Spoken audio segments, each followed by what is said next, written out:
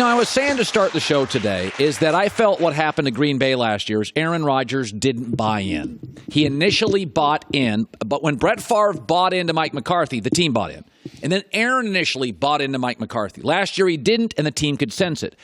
I think when the star, Duncan, buys in, I'll take pay cuts. Brady, I buy in, I'll take pay cuts. I don't think LeBron has bought into this team. Chris, it's not about winning 45, 48, or 50. I've never felt the juice. Some of it could be they gave him young guys that haven't proven anything and knuckleheads and one-year guys who he's not built around. Does he have a close friend on the roster? I don't feel he's bought into this team. Do you? Yeah. I mean, to the extent that LeBron buys in. Did he buy into Cleveland when he was signing all those one-year deals? He signed a 4-year deal with the Lakers. That's bought in. But what about Miami? I felt like bought into that. It took him a long time to buy into Eric Spoelstra. A long time. And then he got upset with the whole way he couldn't have any say in the franchise. That's part of why he left. So I just think LeBron is his own corporation, and he looks at this as a business deal. He's always in the partnerships. With all his endorsements, he doesn't want to just be a client of a company. He wants to be a partner of a company. And I think he looks at it as, when I was with Cleveland, I was a partner. When I'm with the Lakers, I'm a partner. And that can be tough to do when you're a player. It can rub some of the other players the wrong way. Of course. Yes. I just thought yesterday with his comments, it was too much me and them. There's a time to drop the hammer, especially when you're the best player in the world. You got 3 rings. You have that right at times. But there's also a time to hug your teammates, put your arm around them, support them, encourage them, let them know you're with them. And that was the time. And look, yesterday they talked about sense of urgency. I didn't mind him saying we didn't have a sense of urgency. Kyle Kuzma said it too, okay? But it should have been we, not they don't, which is essentially what he was saying. They don't. We. Like, who was he talking about when he said they don't know how to win? They never been there. Rondo's been there. JaVale McGee's got 2 rings. Tyson Chandler's got a ring.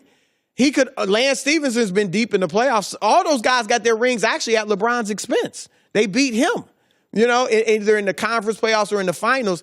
So he was only talking about Brandon Ingram and Kyle Kuzma. Ingram scored 29 points.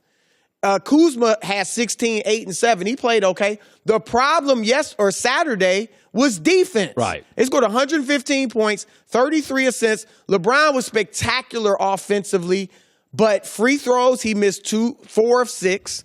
And defensively, they were horrendous. They gave up 128 points. And LeBron was a part of that. He was a part of the bad defense, too. I mean, since he's been back, when he was out, they were 7th in the league defensively during that stretch where he was out. Now, they couldn't score, so they couldn't win. They were 6-12. But since he's been back, they're 25th in the league in defense since he's been back. LeBron is a part of that. He's obviously the best player. He needs to carry them. But it's we. I want to hear we. We got to step it up. We got to play with a sense of urgency. That's buying in. And again, there's a time where you can, look, I need to teach you guys and say this and that every once in a while. But yes, Saturday was not the time, especially when you are part of the defensive issues. All right, so Kyrie came out over the weekend and said, we good here. And I will say this. The NBA's got a history. Milwaukee, Toronto, Denver. This is Derrick Rose Bulls, last year's Raptors. When you haven't won anything, you want to show everybody you bring the energy every night, you brag about your depth, you play your arse off, and you end it with a 1, 2, or 3 seed. Boston's going to be fine. I've seen Kyrie Irving take over finals games. I've seen these Celtics win on the road. Brad Stevens, good luck beating him 4 times. Nobody shifts a series game to game like Brad Stevens. Is the Kyrie fit perfect yet? No, but I'll argue this. Chris, if you look at chemistry issues, they sort of dissipate in the playoffs because stars know, okay, these games count. Guys get into their drama. Kevin Durant and Draymond get in their drama in February. Then April gets around. All the guys were like, all right, let's ball. I think Boston's winning the East. I think Milwaukee's really good. Giannis couldn't win a road playoff game last year. You think I'm buying that for the finals? Come on. Well, they were the 7th seed last year. They got a new coach who really is good, Mike Budenholzer. He's good. Look, I think Milwaukee, Toronto, and Boston are all neck and neck. You buy Toronto. No bench Toronto. No bench. Kawhi, to get Kawhi Leonard. They got a bench. Marcus. Fred Van Fleet.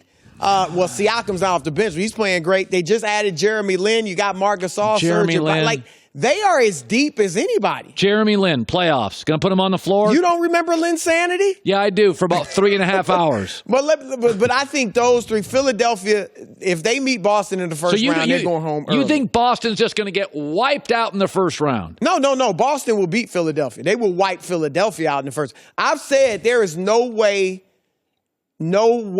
possible Philadelphia beats Boston in a series. They just can't. They don't execute well enough. Embiid and Simmons aren't mature enough yet, basketball-wise. They don't really have a leader because we know about Jimmy Butler in the locker room. Tobias hasn't really been in that position before. Okay, Giannis is great. I've seen Kyrie take over playoff games. Look, Kyrie is the scariest player, probably I want to couch it a little, but probably the scariest player in the league during the clutch. I mean, we saw against Milwaukee, he scored, 10 points in the last 2.5 minutes. The last shot, the NBA admitted he got fouled twice. Yeah. So he is, I'm with you in that everybody looking at, they're the fourth seed. It doesn't mean anything. It means nothing. They got winners. They got guys that have been there to Game 7 of the Eastern Conference against LeBron. They've shown they can win on the road. Yep. They got a great coach. I'm with you. I'm just not. I've picked Milwaukee the last few weeks in the East, so I'm going to stay with them. But I will say this. Boston, we know their experience. Toronto, don't forget, Kawhi and Danny Green have championships and championship pedigree. All right? And then, so those two things have the experience factor over Milwaukee. What I like about Milwaukee, Colin. They have a very good coach, and they've got guys They do it all. They're only team in the league in the top 5 offense and defensive efficiency. They're a scary team. They can score in the paint. They can shoot the three. How many road playoff games they win last year? They were the 7th seed. They had a different coach. You keep going back to that. I'm telling you, they're dangerous. And what I like about them down the stretch, in the last moments of a game, it's equal opportunity. Like when we saw them against Boston, Bledsoe penetrates, scores on a layup. The last shot, 32 seconds left, the game winner, Chris Middleton hits it. It's not just give it to Giannis and let him go to work. With Boston, we know Kyrie's getting it. With Lakers, we know LeBron's getting it. With Toronto, we know Kawhi's getting it. Like, every other team goes hero ball down the stretch. I like that Milwaukee draws up a set, let's make a play, and the ball will find the open man and he can hit it. So, I'm totally with you on, all these people writing off Boston are ridiculous. Ridiculous. But I'm just not ready to say they're a lock. Okay, here's the other thing, is that we just like the baby dinosaurs, and Giannis is a great kid, and there's a lot. LeBron left the East, and now it's really good, and I'm like, Let me tell you something. The Houston Rockets added Kenneth Faried, Manimal. 2.5 years ago, he was one of the 5 guys in the league that we were all like, have you seen this guy play? Right. Then he disappears. He goes over to Houston now in a trade because they lost Trevor Ariza. They wanted physicality back. Yeah, I'm sorry, but I see that guy and I'm like, Chris Paul, healthy, Harden, Faried, Clint Capella. I hate to break it to everybody. This team has shown they can beat the Warriors. You picking them to beat the Warriors? No, I'm saying. Okay. All the teams in the league. We are now so in love with the new shiny teams. Kawhi in Toronto, Milwaukee, Philadelphia, LeBron Lakers. Let's remember the team that made the Warriors, the only team in 2 years that made them really uncomfortable is Houston. And I watched them with Faried and I'm like, they're good again. Houston has beaten them 6 of the last 10 games. We know they're 3-0 against them this year. Here's Houston. They match up well with them because they switch everything. Yes. They've got defense, as you mentioned. PJ Tucker guards Durant well. Doesn't stop him, but he makes it hard on him. They got toughness now with Faried, and Austin Rivers is a little dog, too. He's got toughness. And part of beating Golden State is bumping them, getting physical with them when Steph and Clay are running off screens. Durant and Clay both average fewer points and shoot worse from the field against Golden State than most other teams in the league. Here's the biggest challenge for Houston.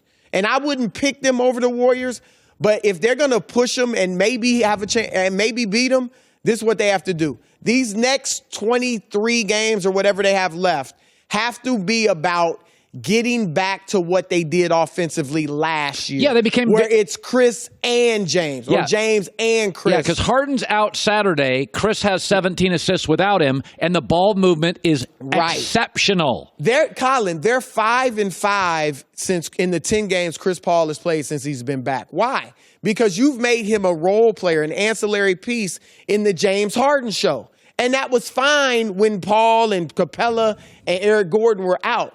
Now that Chris is back, you need to become a 2-star team. And once you go back to doing that like you did last year, then I think you have a shot. Yeah, I think what your early point is, Houston is the one team, like my power rankings in the NBA, Golden State, Houston, Boston. That's my power rankings. I don't buy, by the way, Westbrook's gone back to, I'm going to shoot 30 times a game, Westbrook. Last 3 games, they're 1-2. But the 3 teams in this league, I think Houston is the one team that believes, we would have beaten them. And I think there's another that believes they can beat them. Who? Boston. I think Boston. That's a lot of. You don't think they can beat Golden State? No, because Houston had them. No, I listen, give you that. When you and I fight, you and I boxing match, and we fight, and we go into the 9th round, and I'm beating you, and then you catch me with an uppercut, and I go down. We fight again. You feel like you can beat me. I had you beat. Buster Douglas had Tyson beat. Tyson knocked him down. If they'd have fought again, really was a 10 count. It was in real life. Golden State. Let's not kid ourselves here. Golden State was a beaten team. Chris Paul got hurt. They were struggling with matchups. They were struggling with confidence. So I think again, I understand the NBA is a long season, half of baseball, but still long. We fall in love with the new stuff. But I know we're all falling in love with Milwaukee and Toronto. Houston with Kenneth Faried now is a real team. Golden State was new at one point. You remember that? When Steve Kerr's first year, they were new. You sound like you're a Bucks fan. That's what they're saying on Twitter. Well, I picked the Bucks in the last few weeks. I was all with Toronto all season. Now I've been with the Bucks. So, yeah, I want to be right. So I want them to. Okay, one more time on LeBron. But I love Kyrie's confidence. I do. So I love him coming out and saying that. I don't agree, but I love him saying it. I haven't had you on since this came out. Sam Amick came on the show and said, Durant in New York's real. Kevin's people are talking. A minute. Respond to that. It's real for sure. And look, we know he's close with Kyrie. They're going to be talking. Kyrie is close with Anthony Davis. They're going to be talking. Scott Perry, who's the GM of the New York Knicks, was in Seattle when they drafted Kevin Durant. I mean, this is definitely real. There's no question about it. And here's what I'll say. I've said if they get Kyrie and Durant, they should trade Zion, assuming they get the number 1 pick, trade that for Anthony Davis. I'm starting to wonder because you know what Zion is showing at Duke? What? He can play without the ball. He can be 20 points and 9 rebounds without the basketball. If you got Kyrie and Durant, you need somebody that can be effective without the ball.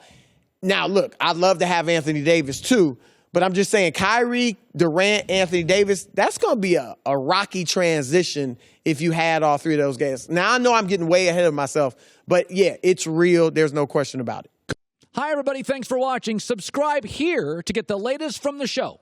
Also, be sure to check out more of the best clips from The Herd or go watch a few segments from other shows on FS1.